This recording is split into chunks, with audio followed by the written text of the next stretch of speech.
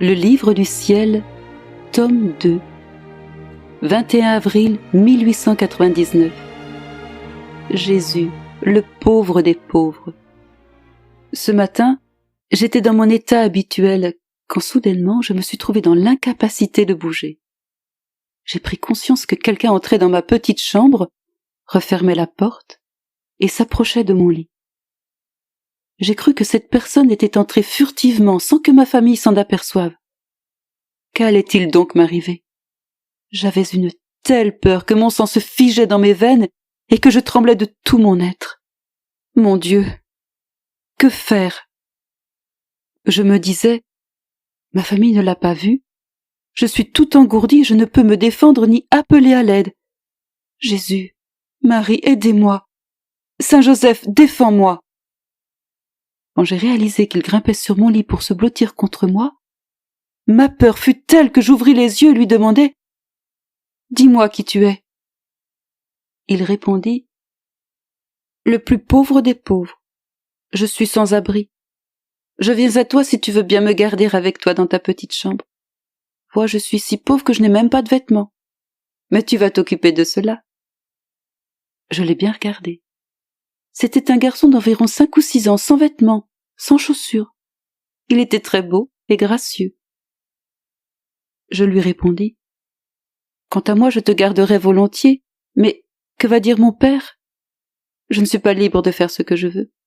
J'ai des parents qui m'en empêchent. Quant à des vêtements pour toi, je peux y pourvoir par mes pauvres travaux et je me sacrifierai s'il le faut. Mais il m'est impossible de te garder ici. D'ailleurs, n'as-tu pas un père? Une mère? Un chez toi? » Le petit garçon répondit tristement « Je n'ai personne. Oh, je t'en prie, ne me laisse plus errer, prends-moi avec toi. » Je ne savais que faire. Comment le garder? Une pensée effleura mon esprit. Serait-ce Jésus? Ou peut-être un démon venu pour me troubler?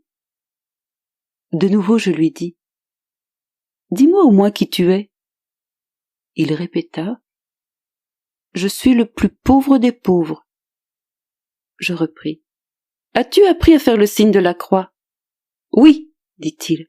Alors fais-le. Je veux voir comment tu le fais. Il a donc fait le signe de la croix. Après j'ajoutai « Peux-tu réciter le « Je te salue Marie » ? Oui, répondit-il. Mais si tu veux que je le récite, faisons-le ensemble. Je commençai le « Je te salue Marie » et il le disait avec moi quand, soudain, la plus pure lumière jaillit de son front. Alors, dans le plus pauvre des pauvres, j'ai reconnu Jésus. En un instant, par sa lumière, il me fit perdre conscience et m'attira hors de mon corps. Je me sentais toute confuse devant lui, surtout à cause de mes nombreuses rebuffades. Je lui dis « Mon cher petit, pardonne-moi. Si je t'avais reconnu, je ne t'aurais pas refusé d'entrer. Et puis, pourquoi ne m'as-tu pas dit que c'était toi? J'ai tant de choses à te dire. Je te les aurais dites au lieu de perdre mon temps à des banalités et à craindre inutilement. D'ailleurs, pour te garder, je n'ai pas besoin de ma famille. Je suis libre de te garder, car tu ne permets à personne de te voir. » Pendant que je parlais ainsi, il partit, me laissant avec ma peine de ne pas avoir pu lui dire tout ce que je voulais. Tout s'est terminé ainsi.